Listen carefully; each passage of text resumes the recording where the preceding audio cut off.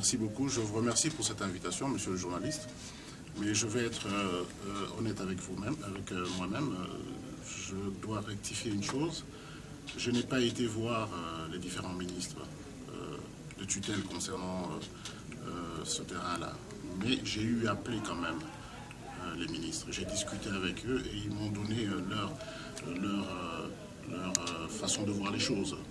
Il faut d'abord dire que j'ai des collègues à moi qui ont été rencontrer les différents ministres et je les remercie pour ce déplacement qui était aussi important pour éclaircir un peu nos amis électeurs de Lubumbashi. C'est vrai que nous travaillons en équipe, mais des fois on ne pense pas de la même façon. Mais je crois que les 3 ou 4 députés qui ont été là-bas dernièrement sont rentrés avec certaines résolutions qui vont donner à nos électeurs à Lubumbashi. Ils avaient les documents avec eux, avec quelques explications. Nous devons aussi reconnaître une chose, c'est qu'il y a plusieurs correspondances qui ont circulé dans ce domaine et par rapport à la situation de ce terrain.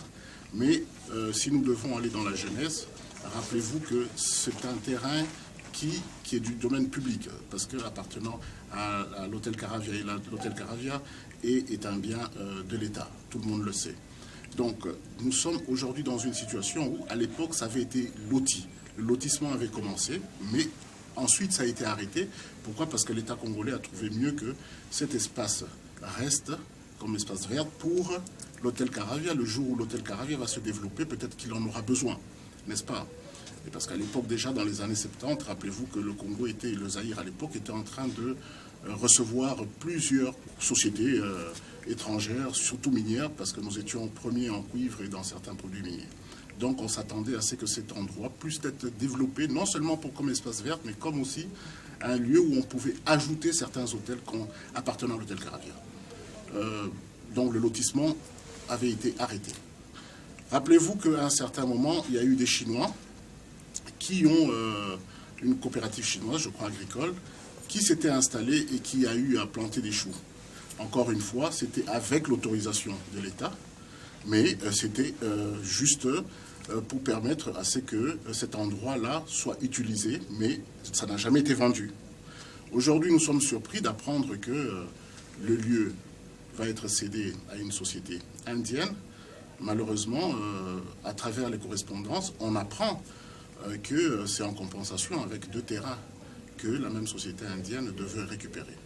Et les 2 terrains, comme vous le savez très bien, il s'agit d'un terrain sur la route en allant vers l'aéroport avant le pont, à votre droite, où a été érigé dernièrement à l'époque gouverneur Kazembe. Oui, il avait un projet qu'il avait déjà commencé, genre de gare routière, qui devait accueillir certains tracts et bus.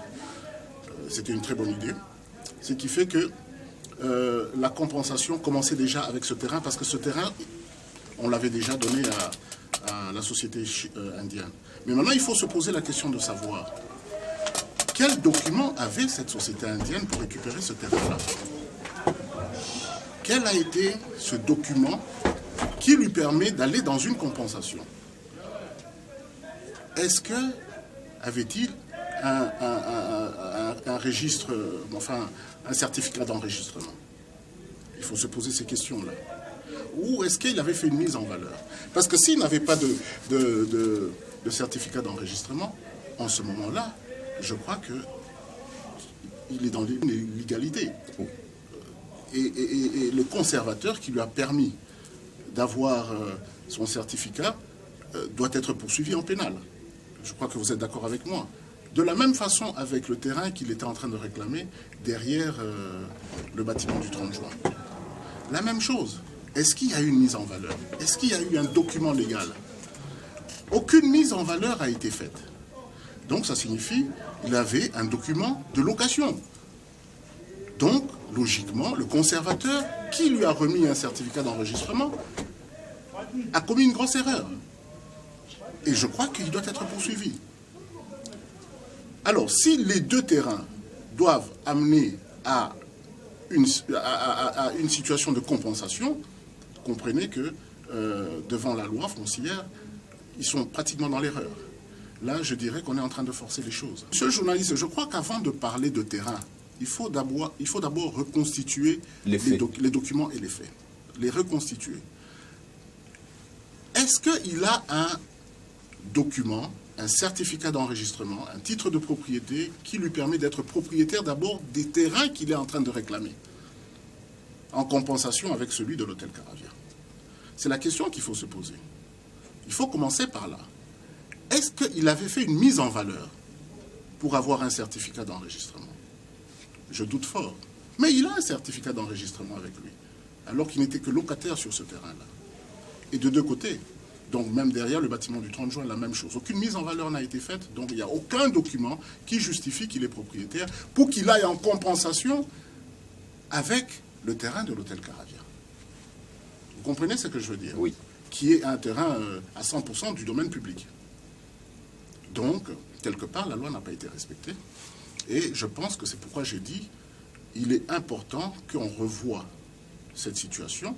Et, évidemment, la justice étant au-dessus de tout, on doit voir comment interpeller le conservateur qui a permis à cet Indien d'avoir un certificat d'enregistrement sur les deux terrains pour lesquels il demande une compensation avec l'hôtel Caravia. Oui, monsieur le journaliste, je crois qu'il y a ce que moi j'appelle un jeu de ping-pong entre les deux.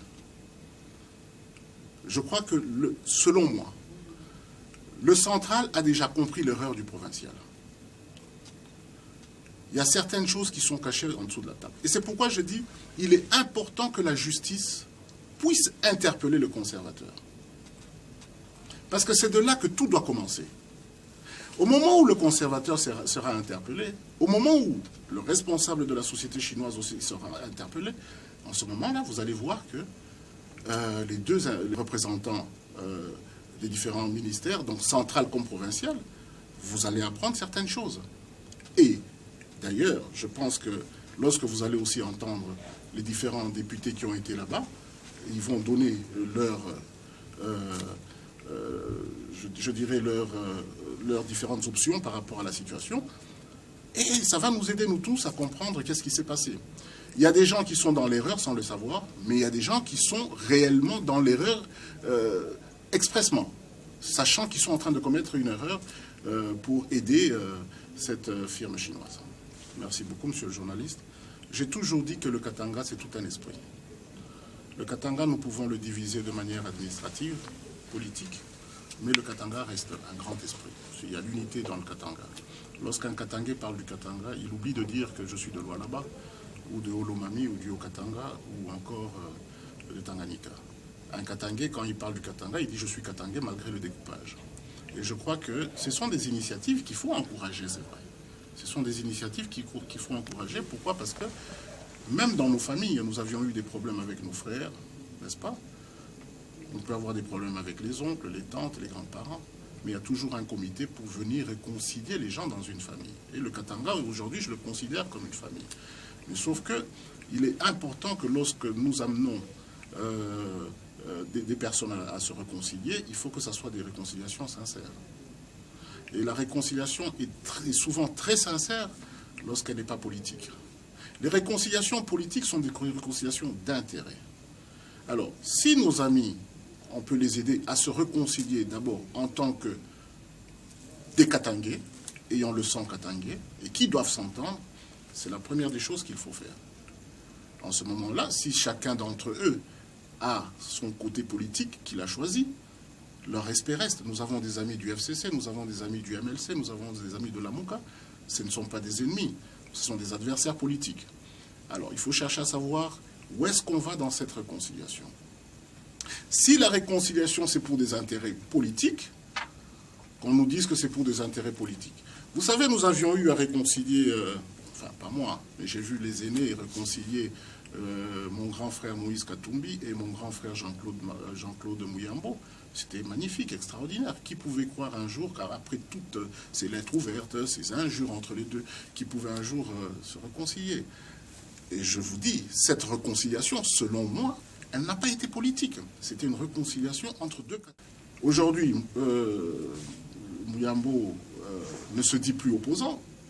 Moïse se dit opposant, mais ça reste des frères. C'est une très bonne réconciliation. Nous, au niveau de l'UDPS, on a eu à assister à une réconciliation aussi naturelle entre deux frères de l'Empire Luba, le président, paix à son âme, Étienne Tshisekedi, et évidemment Kyungwa Koumanza. Et on ne s'est pas arrêté là. Aujourd'hui, nous sommes, pour vous dire, quand on parle de réconciliation, aujourd'hui nous sommes encore une fois dans un long projet de réconciliation entre deux personnes, à savoir Joseph Kabila et le président élu Félix Tshisekedi. Nous avons commencé par une coalition politique qui certainement va s'écheminer par une réconciliation entre deux clans de l'Empire Luba, à savoir un Moulbakat et un Kassaïen. Donc j'encourage cette réconciliation, je veux qu'elle soit sincère, qu'on ne nous amène pas dans une réconciliation où c'est de la publicité politique pour faire de la récupération politique. Donc il est important que la réconciliation soit réellement sincère. Nous sommes pour cette réconciliation. Nous ne savons pas pourquoi ils se sont déchirés. Je crois que ce n'est plus important, mais le plus important, que la réconciliation soit sincère. Je crois que vous avez posé une question et en même temps vous avez donné la réponse. Monsieur le journaliste, merci de m'avoir aidé. Mon grand frère Kazembe, pour qui j'ai beaucoup de respect, je le remercie pour l'initiative, tant louable, mais encore une fois, je vous dirais que la politique nous rattrape toujours. Tout ce qu'on fait en politique, tout ce qu'on dit nous rattrape plus tard. Effectivement, je crois qu'il serait important, c'est l'occasion pour lui, de demander pardon à toutes ces divisions aussi ouvertes qu'il a eu à entreprendre sans l'avis des Katangais. D'ailleurs, vous avez vu les familles qui étaient obligées de laisser leurs enfants aller travailler à Tanganyika parce que Kazembe avait demandé à ce que ceux qui sont originaires du Haut-Katanga restent dans le Haut-Katanga pour travailler, et ceux qui sont originaires de Tanganyika aillent dans le Tanganyika ou encore dans le Lualaba et le Lomami. Donc déjà là, c'était une division. Alors vous avez divisé les gens à travers leur profession et à travers leur appartenance clanique, provinciale. Aujourd'hui, vous réconciliez deux personnes. N'oubliez pas que ces deux personnes-là, parmi les deux, il y a un qui est du Haut-Katanga et un autre est du Tanganyika, n'est-ce pas? Donc, la politique l'a rattrapé. Et je crois qu'il est important qu'il, devant le peuple katangais ou le peuple congolais en général, qu'il puisse demander pardon avant d'entreprendre son opération. Que je loue, hein. Entre-temps, je le félicite pour l'idée. Et la situation de Kasumbalesa, liée à la situation aussi des motards, c'est une situation dont nous avons beaucoup discuté dans le parti. Nous comptons beaucoup, mais alors beaucoup de motards qui sont de l'UDPS. Ça, on ne peut pas le nier. Je ne dirais pas qu'à 100%, je dirais facilement à 70%. À 70%, nous avons beaucoup plus de motards qui sont UDPS, n'est-ce pas? C'est un élément que nous sommes en train d'essayer de gérer. Changer les mentalités des gens, ce n'est pas encore fini, ce n'est pas facile, vous le savez vous-même. Et puis, pour ce qui concerne Kasumbalesa, vous savez, je crois que vous avez été dans les universités. Moi-même, j'ai été étudiant à l'UNILU. Vous savez ce qu'on appelle les mouvements de masse. Vous savez ce qui s'est passé après Liti Timboka. Lorsque il y a eu meurtre, on a découvert un corps non loin de l'UNILU. Comment les étudiants, dans leur mouvement de masse, se décident de tout casser. On ne peut pas encourager cela. Croyez-moi, on ne peut pas encourager cela. La Tunisie, à travers un monsieur qui s'est immolé, la Tunisie est allée en révolution. Ce sont les mouvements de masse. Lorsque dans un quartier à Lubumbashi, on trouve à la Katouba ou au Golfe, ou je ne sais pas moi, au Bel Air, c'est arrivé plusieurs fois, dans les communes reculées de la province du Haut-Katanga, on retrouve dans une famille, on a tué 2-3 personnes. Les mouvements de masse agissent. Le ras-le-bol. Les gens sortent dans la rue. Quand ils attrapent un policier, parce qu'aujourd'hui on condamne les policiers, on condamne les GR, c'est eux qui sont en train d'entrer dans les maisons des pénibles citoyens. On les brûle. Les mouvements de masse. Mais lorsqu'il s'agit d'un UDPCien qui a été tué et que ces mouvements de masse-là agissent, les gens se plaignent. Je ne dis pas que nous sommes pour le fait que les militants de l'UDPS sautent dans la rue pour aller brûler la police. Non, on n'est pas d'accord avec ça. Et nous devons les éduquer pour éviter cela. La dernière fois, lorsque nous avions perdu nos 3 militants qui ont été jetés dans la rivière Lubumbashi, j'ai fait un communiqué, j'ai fait un meeting, j'ai dit à nos amis, nous ne savons pas les personnes qui tuent les nôtres. Mais est-ce que ces personnes-là ne le font pas pour vous amener à vous révolter? Et en vous révoltant, tout le monde va vous accuser des mauvais. Malheureusement, ce qui est arrivé à Kasumbalé, ça c'est la suite encore des 3 corps que nous avons retrouvés dans la rivière. L'UDPS est en train de perdre ses militants. Il faut se poser la question, pourquoi? Si nous allons dans le Bas-Congo, nous venons de perdre 2 artistes musiciens, ce sont des jumeaux. Brûlés vifs parce qu'ils sont de l'UDPS. Qu'est-ce que vous voulez que nous fassions? Que nous acclamions? Non, ça nous fait mal. Mais nous encore, nous sommes des hommes d'État. Je n'irai pas dans la route pour brûler les histoires. Mais le peuple, c'est autre chose. Nous demandons à ce peuple-là de se tranquilliser. Nous sommes en deuil, pleurons les nôtres, et ne donnons pas l'occasion aux gens de dire que nous sommes des ennemis de ce pays. Vous savez, nous sommes africains, il y a une colère de perdre un enfant. Surtout lorsque vous ne savez pas pourquoi on l'a tué. Et nous sommes en politique. Alors nous apaisons la population, nous apaisons aussi les militants de l'UDPS, nous leur demandons d'attendre le communiqué qui va venir de Kinshasa par rapport à l'enterrement de nos 3 amis, 4 plutôt, et ainsi que celui qui est mort dernièrement à Kasumbalé.